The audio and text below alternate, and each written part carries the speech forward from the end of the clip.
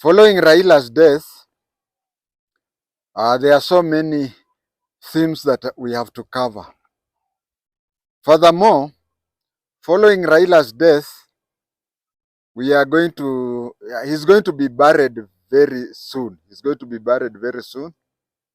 I'm, I'm made to understand that he'll be buried on 18th.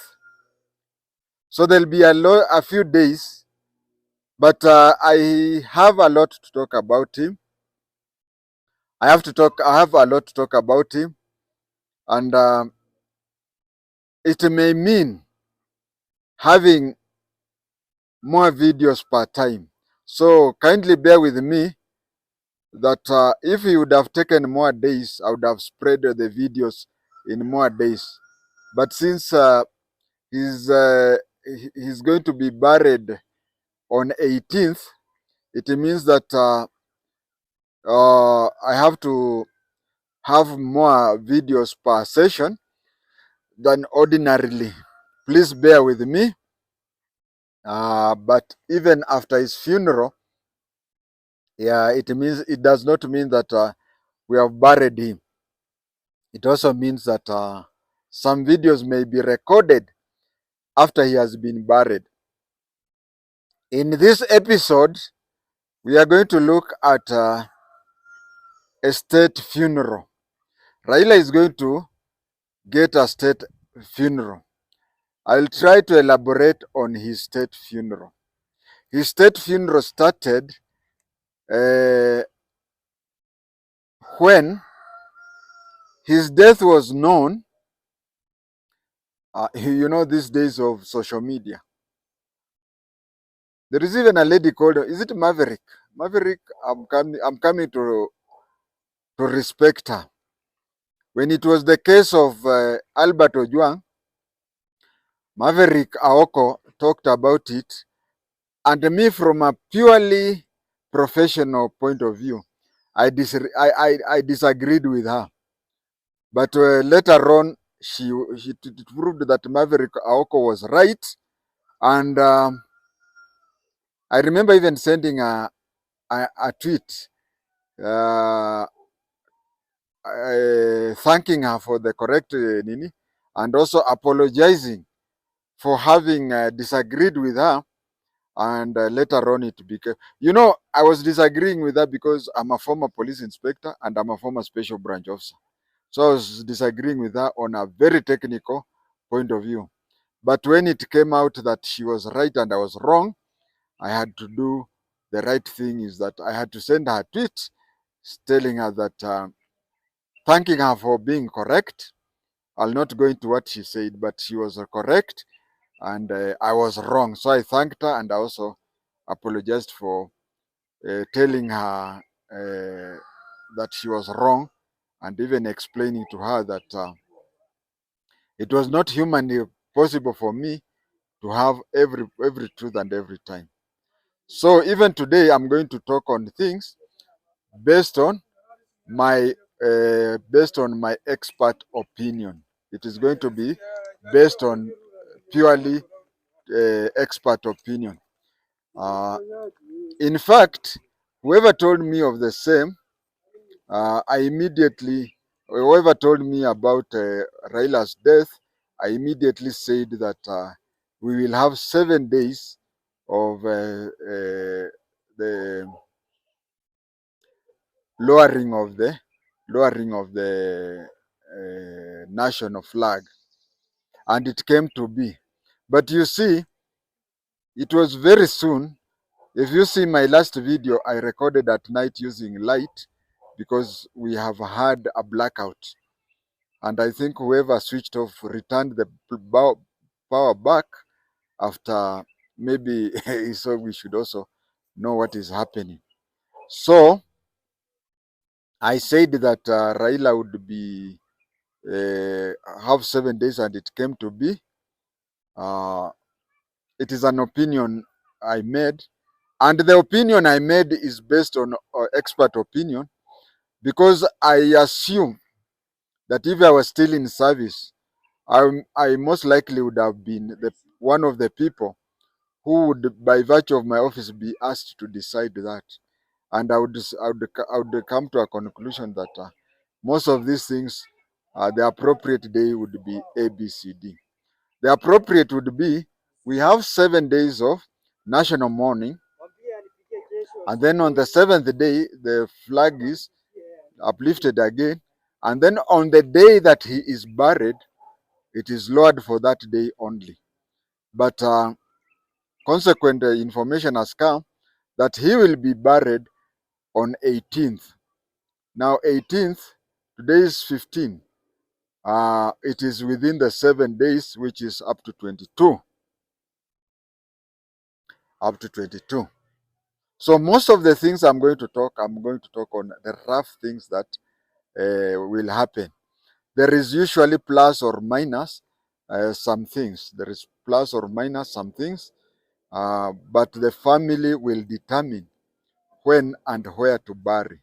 Of course, they have already determined, and it up to now is where we have been told that he'll be buried on 18th. Where to bury, they have not said it, but I'm sure it will be. I'm sure that it will be at his Opota farm in Bondo. I expect that on the burial day, two things will happen. I expect that on burial day, two things will happen. One is there will be a public holiday. His burial day will be declared a public holiday. And two, the flag will fly at half mast. Of course, the flags will be flying at half mast up to 22nd, and is going to be buried on 18th. So I had written in my notes that he will the day the flag will fly half mast, when I thought that he was going to be buried after the 7 days. But now they have said it is within the 7 days, so there'll be half mast fly. And the national flags will fly half mast throughout the country and in all territories belonging to Kenya, for foreign territories of which we don't have, and the embassies. The embassies, Kenyan embassies abroad.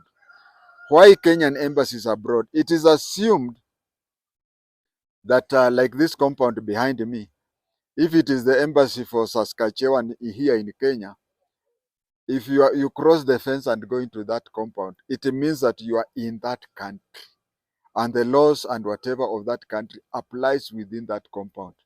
So all embassies and high commissioners around the world are assumed to be part of Kenya. So all the national flags will, the green, red, and black, will all fly at half mast. That is one. Two, we have other flags in Kenya. We have other flags in Kenya that are Kenyan flags, but they are not the national anthem, and they are not the national flag.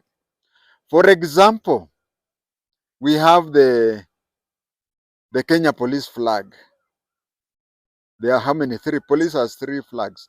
There is the National Police Service, there is the Kenya Police Service, and there is the Administration Police Service flag. We have other flags. We have the political parties flags. We have so many flags which are Kenyan. Which are Kenyan. I'm not talking of an African Union flag in Kenya. No. I'm not talking of the UN flag in Kenya. No. But all flags that are within the Kenyan law, like the Kenya police flags, the Kenya Wildlife Service flag, you name them, they will all fly half mast. Now let me tell you one thing. Assuming that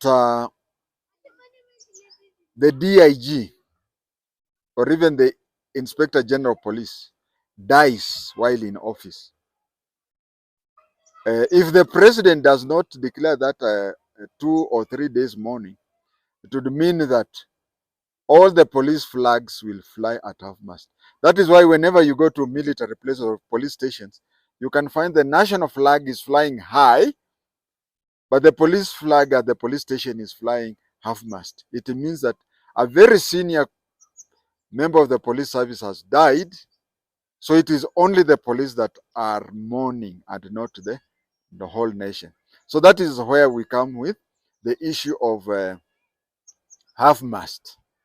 It means that if a senior person in KWS dies, or even in the Kenya prisons, if a senior person in the Kenya prison dies, the prison service will be mourning him or her, but the nation will not. So the national flag will fly up, but the service flag will be half-mast. But when an order is released that the national flag goes half-mast, it means even all other flags will go to half-mast, except one Kenyan flag. There is only one Kenyan flag that will not go at half-mast. That is the presidential standard. The presidential standard, like Ruto's flag is yellow. So you'll find that wherever you go, if you'll find that Ruto's flag will be in full mast, but all the national flags will go down. The service flags will go down throughout Kenya and throughout the embassies and high commissions around the world. We do not have foreign territories, but if we had foreign territories, they would have done that. Now, when it comes to state funeral, we have various levels. We have various levels, and we have also to understand that when we are talking of state funerals, are we talking about disciplined forces or other ranks that are given respect but they are not members of the disciplined forces? Like in this case, we are talking about Raila Amolo Odinga. We are talking about Raila Amolo Odinga, who was not a member of a disciplined forces, but he's getting a state funeral. So we have to look at it both.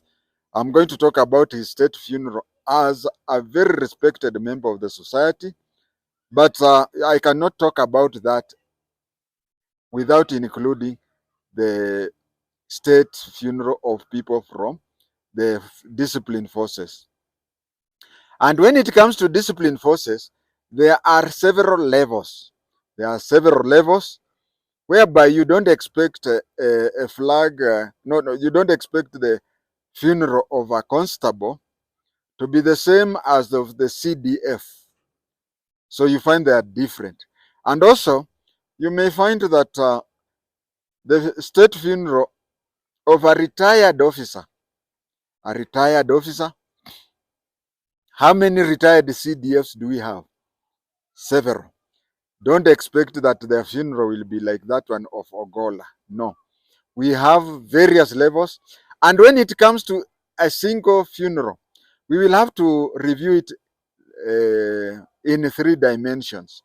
We have to review it in 3 dimensions. Dimension number 1 is the dimension of a serving officer. Dimension number 2 is the dimension of a former serving officer. And dimension number 3, we have to put into the consideration of the family. The family has got to have a lot of say in the funeral, especially if the funeral is a state funeral for a non-disciplined officer. If it is from the disciplined services, you find that the widow of a member of the disciplined services may have lesser say than the widow of a state officer like Raila. And I've also said the level, you cannot have you find that if the CDF dies, there will be cannon bombs, but a constable, it will be rifle shots. So we have to consider a lot of things. We have to consider his family. We have to consider the fact that he's a former prime minister, not a serving. So there are so many things that have got to be considered. And a committee will be set down to decide that. So I'm assuming that supposing I was still in service, I would have been on that committee, and I'm sharing with you what would have happened there. In the disciplined services, we find that the highest honor of the 21 gun saloon, the 21, this is a mortar bomb. 21 is given to the head of state who is serving. The serving head of state gets 21. 19 is given to the CDF, current CDF, and former head of state. And I've said, and please bear this in mind as we continue talking, that these things can be altered left, right, and center, depending from case to case. I'm only giving you the marking skill. Walimu wanasema nini? Wanasema marking skill. So the highest level is that one of head of state and commander in chief, especially serving commander in chief and president. The second, which comes in 19, it is for military generals and service commanders. Military generals and service commanders. Then below that, there is the gazetted police officers and commissioned officers of the military. And you go that way until you go to a police constable. But there are other Kenyans who soared up but were not on the same level. A person like Wamalwa Kijana and Wangare Maathai. These two Kenyans got state funerals. So you can get a state funeral that of a certain level, but you are not in a disciplined force. And I've given the two examples of Wamalwa Kijana and Wangare Maathai. So the government will have to decide. I will not be shocked. I will not be shocked if, on a strictly state protocols, that Raila's funeral will be like that of Wamalwa Kijana, but slightly more enhanced in protocol manners. That is what I predict. I may be wrong, I may be right. He will be given a state funeral slightly superior to Wamalwa Kijana. And if you watched Wangare Maathai's state funeral, it was slightly below that one of Wamalwa Kijana. So that is what I'm saying, that there is a lot of consideration, and a lot of consideration. You know, there is no, I think magistrates and judges will agree with me that there is no sentence for any crime. There is no single sentence for any crime. There is no single sentence for that crime. What happens is that each individual case is handled individually, and a lot of things have got to be considered. The family needs, whatever. And who knows, even the head of state and the current head of state is not very poor on that. The head of state may try to enhance it for political bonga points. The formal state funeral for discipline services is usually that the services has a major say in the funeral, and the family has a minor role as compared to the second condition. But when it comes to non-discipline services, e.g. Wamalwa Kijana, Wangare Maathai, and now Raila, you'll find that their widows and families, Wangare Maathai widower, you'll find that the families are given more say than the families of a disciplined service person. That is why in the disciplined services we were told to, of course, if you are a woman and you get married to a flying squad officer, you don't death can visit you quicker than I said death can visit you quicker than the wife of a school teacher. So there is no blueprint of what exactly will happen, especially for state funerals of non-disciplined service people. But most of what will happen will be determined by the funeral committee. Will be determined by funeral committee, where I believe that the family and friends have 55% say, and the government has 45% say. Wangare Maathai had her funeral conducted by the Kenya Wildlife Services, majorly because of her green belt movement, which even earned her what do you call a Nobel Peace Prize. Of course, I cannot prove that the 7 days national mourning, because when I just said it, when I just said it before I could even upload it on video, uh, the president had already announced it. But allow me to make an expert guess. Allow me to make an expert guess. A vice president, or in other places we can say deputy president, is deemed to be senior to a prime minister, especially a sitting vice president as compared to a retired prime minister. So on paper, Wamalwa Kijana was supposed to get a grander state funeral than Raila Odinga, because Wamalwa died when he was a sitting vice president and Raila died as a former prime minister. But Raila has a bigger regional. I'm not talking of national. I'm talking of Raila had a bigger regional and international effect. Many more international visitors will come, current and retired presidents and prime ministers. So in a funeral that we expect international people, we'll also have to take it more serious. I want to say here that the casket bearers of Raila's body from JKIA to his grave will be of the same rank.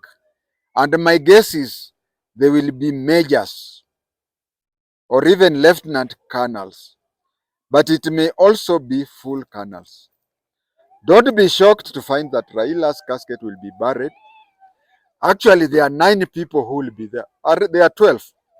6 will bear, is it 8? 8 will bear will carry the coffin. There is going to be a person who is called Armed Forces Sergeant Major. Armed Forces Sergeant Major is a very junior fellow to them, but Sergeant Majors are experts in parades and funeral whatever. So yes, he's a very young man, not a young man, but a very junior man as compared to even colonels.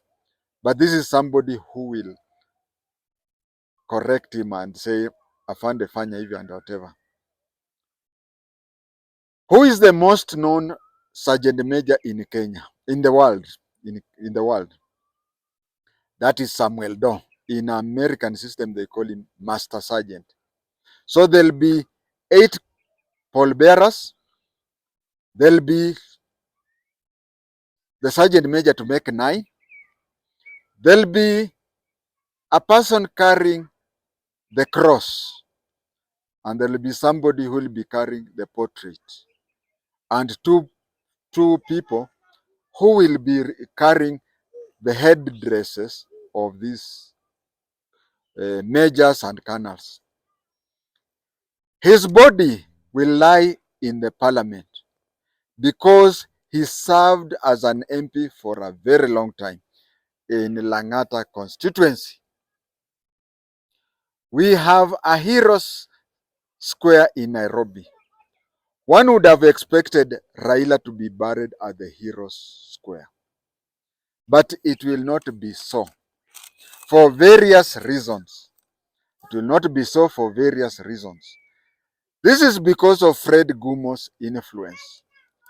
When Wamalwa Kijana died, he was about to be buried in that place when Gumo intervened. He influenced the family. Remember, I said that a state funeral of an undisciplined officer, the family has more say. So Fred Gumo told the family that if he has to be buried in Heroes Corner, then it would mean that bad things may happen, especially if a hostile government to him, a hostile government to Raila coming up. And the people will even have time to go and discreate his grave and whatever. So it is usually safe to be buried in your home area. And that is why Wamalwa Kijana, they changed for him, instead of him being buried the Hero Square. So it has gone that way, and it becomes even worse and worse. I don't know. I think, is that the proper word to use? Addition to this, Raila was a Luo.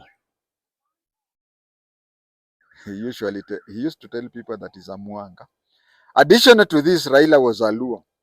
Not just a Luo, he was son of a Ker. He was son of a Ker, and Raila is the lineage of the great Ramogi. The Ramogi, the lead. You know, Luos are three. There are Luos in Kenya, Luos in Uganda, Luos in Tanzania. The Luos in Tanzania, their Ker was Awi, Jakawin or something like that. The Luos in Uganda, their leader was Apathola. So that is why they call themselves Japathola. And the Luos in Kenya are Jaramogi. So, addition to, and Apathola is the one who started the Luo in Uganda. Awinyi started Luo in Tanzania. And Ramogi started Luo in Kenya. So, Raila was not just a Luo, he was a son of a Ker. Yes, one time Jaramogi Oginga Odinga was the Ker. But when he entered politics, it was seen that you cannot be the Ker and at the same time, you cannot be a Ker and at the same time a political leader. And that is why we have Kers today who are not political leaders. They are cultural leaders. So Raila is a son of a Ker, and he is in the lineage of Ramogi, the founder of Luoism in Kenya. So from the airport all the way via Parliament to Karen to Opoda Farm in Obondo, yes, we will have some occasions when other people will carry the caskets. But this will be so because of photo sessions and various groups having a ceremonial send out.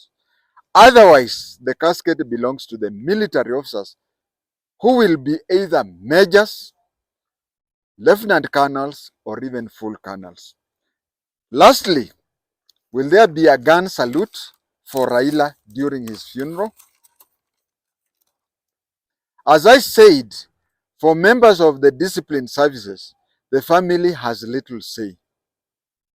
But for a ceremony, I do not expect there to be gun salute. But in order, and as I said, the current president cannot get a political opportunity na aache. So, in order to take political bond points and to please those around, Raila may get a gun salute. Will he get a mortar salute? If he gets a mortar salute, I place it at 15. 15 gun salute. Why 15? The head of state and commander-in-chief is 21, CDF 19,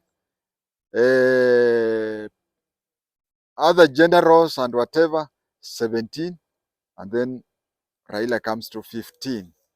And as I said, these are the things that will be discussed. These are the things that will be discussed in the funeral committee of the family members and the government. And as I said, the government, the family members expect them to have 55%, 55% say, and the government will have 45%. But if it is a serving officer, that includes other people who have been given that honor and retired officers. But for serving officers, you'll find that the serving officers, you'll find that the the military have 55% say and the family has 45%.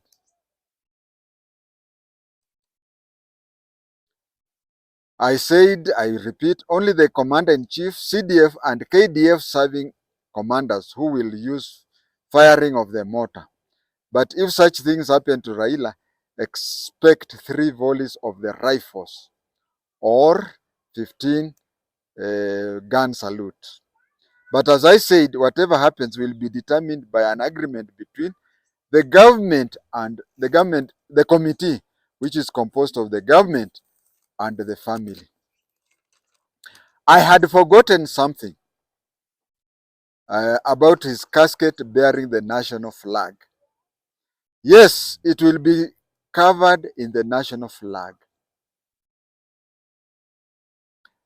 All the way from Jomo Kenyatta Airport to a few minutes before burial. And this is why I'm very bitterly, I have a bitter hatred of Boniface Mwangi. It is a very simple thing. I have a bitterness about Boniface Mwangi. In that, I have a bitterness about Boniface Mwangi in a very simple way. That he advised people to bury the national flag. What happens is that the national flag will be on the casket from JKIA all the way to the grave. And before the machine is set to lower down the casket, the flag will be removed and it will be given to none other than Ida Odinga or any other member of the family who will be chosen by the family to take that flag. That flag will be kept in the house of Raila Amolo Odinga.